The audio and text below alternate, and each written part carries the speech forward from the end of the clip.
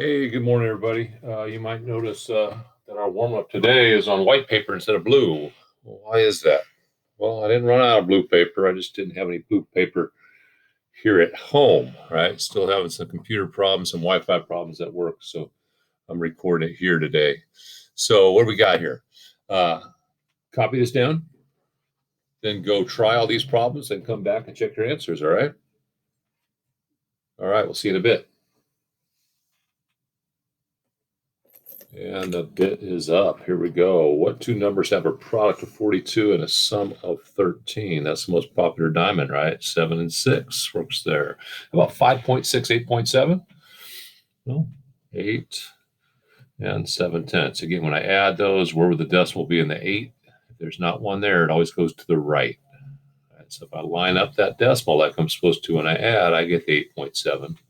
When I multiply, I pretend there's no decimal there and go 8 times 7, I get my 56. But then I realized that I had to move the decimal over one spot here in the problem, so I have to go back one spot in the answer.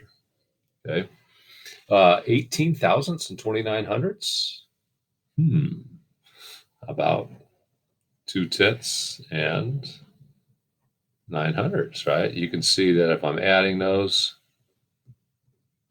it looks a little weird until you put that 0 next to the 2, but then you get 29 hundredths. When I multiply, 2 times 9 is 18, but I'm going to go over one spot because of that one, 2 spots of that one. That's 3 spots. I go back 3 spots and fill in those eggs, right? Almost Easter. 9 and 3/5 and 6 and 2/5. Let's stump you guys on that one.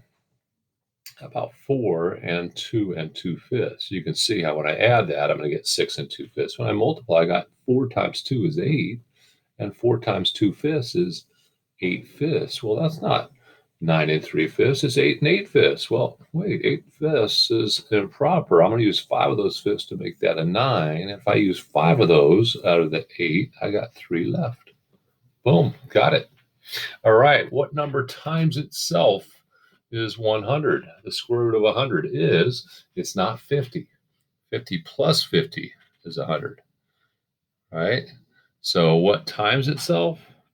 10. The square root of 100 is 10. If I had a square and the area was 100, then each side is going to be 10. Make sense? 10 times 10. All right, what's the square root of 49? 7. What's the square root of 9? 3. The square root of 81? 9. The square root of 36 is 6, and the square root of 64 is 8. All right. Adding some integers, subtracting some integers. 12 plus -4. I have $12. I owe 4. I'm going to pay the 4. I'm still going to have 8 left over. This one, -11 plus -3. I owe 11 plus I owe 3. I owe a bunch. I owe 14. This one, I owe 15, but I'm going to subtract a -5. Okay, what is the difference between -15 and -5? Well, it's 10 spots, huh? All right, if I had a number line. So, but again, I've been told by many students, if you can give Mr. Daniel, convince them to add the opposite on all the subtraction problems. So instead of subtracting -5, the first one stays the same, but instead of subtracting -5, I'm just going to add 5. Now I think money, right? I owe 15, but I have 5. I can pay that 5. I'm not going to owe as much, but I'm still going to owe because I owe more than I have. -10. Okay. And what is the difference between 8 and -3? Well, you look at the number line, and you got to get 3 to 0 is 3 spots, then another 8. That's going to be 11. But again, so subtracting a negative, add the opposite. Okay. Hopefully you got those right. Area of a rectangle is easy. You just multiply the two sides. Why? Because the two sides are the base and the height. They're the two numbers that make the right angle, right? So I'm going to go 4 times 2.5, and that ends up being 10. And the area is square units, so square meters. Now I need the area of this. I do not need to know that number. If I was getting the perimeter, I would. But the area, I need to know how wide it is at the bottom. And in a parallelogram, The bottom and the top are the same. And now you know how tall it is, 6.2. So 8 times 6.2 is 8 sixths is 48. And 8 times 2/10 is 1 6/10. So 49 and 6/10. Oh, these are inches, square inches, right? Let's just double check that. We're going to put the 6.2 over here and the 8. 16 carry the 1, 48 plus 1, 49. But I moved it over once here, go back once there, 49.6. Let's put that decimal in there real big. Okay, how about the triangle? Well, which one do you not need to know? Which one of these numbers can I cross out? Don't go multiplying all three. Remember that triangle is half of a rectangle because this is a right triangle. I just need this area. I don't need that area. Okay, so the whole thing, the whole rectangle is 15 times 20, so I don't need that 25. 2 times 15 is 30, so 20 times 15 is 300, and this is square feet, but that's the entire rectangle. I need half of that. Half of 300 is 150. Now, another way of doing that, remember, if I'm going to go 1/2 times the base times the height, I can go in any order I want. We did the base times the height, then we went to half of it. But since that's even, I could have done half of 20, which is 10, and then 10 times 15. What's 10 times 15? Same answer. Okay, remember you can do that. If you have one of the numbers even, when you're getting the area of a triangle, either the base or the height is even, then go for it. Right? Go for it and take half of the even number, then multiply. You get smaller numbers. Now, this one's tricky, right? Because usually you're saying this is the base, it's at the bottom. But remember, you always need the two numbers that make the right angle. So we're going to say this number, 14, and this number, 3, because those are the ones. So it's kind of like we had the triangle. This is the base, this is the height. It was just sort of turned over, right? So try to recognize that. And again, I'm going to go 1/2 times 14 times 3. Now, I'm going to do half of 14 first. I'm not going to do 3 times 14 first because 14 is even. It's easy to take half of it. What's half of 14? 7. 7 times 3, 21. What's my units? Not centimeters, square centimeters. Okay, trapezoid. Remember, if I did the bottom times the height, then that's like doing this big rectangle, right?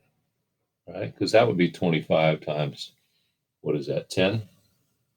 All right? That would include this and this. We don't need that. If I did the top times the height, well, that's like doing this rectangle that doesn't include that triangle or that triangle. That's not enough. What do I need? I need something in the middle. What's right in the middle between 20 and 25? The average of 20 and 25. 20 plus 25 divided by 2. 45 divided by 2 is 22.5. And remember how we've been trying to get you to not just add a 0 when you multiply something by 10, but instead move the decimal over one spot? That really helps you here. 22.5 times 10 is 225. What are my units? Boom. You've been getting the area of trapezoids now. Good job. Okay, one word that can replace all of these words is what?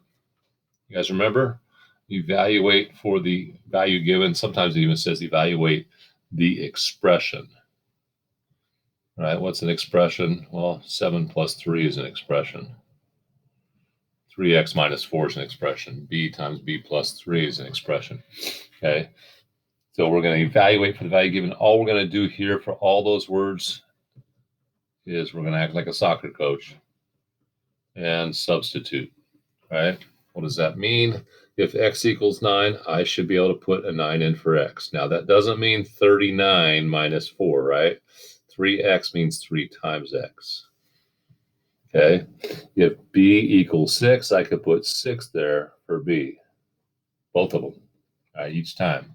If m equals 7, I can put 7 in for m. 7N for M. That's a little confusing, huh? N, M. All right, so what I got to do? I got to multiply before I subtract. 3 times 7 is 27. 3 times 9 is 27. Already saying my answer. What's the difference between 27 and 4? 23. Michael Jordan. All right, now I'm going to do 6 plus 3 first because it's inside the parentheses. And now I'm going 6 times 9 is 54.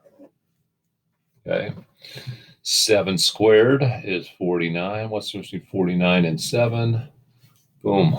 We started where we ended. 42 in the bottom right corner, 42 in the upper left corner. Whoa. I just blow your mind. All right. Happy Asynchronous Wednesday, everybody. Hope you have a great day. Oh, what day is it anyway? March 17th. Let's check Mr. Daniel's napkin he's using today. Pretty cool, huh? Yeah, Miss Daniel takes care of me. Have a great St. Patrick's Day, everybody.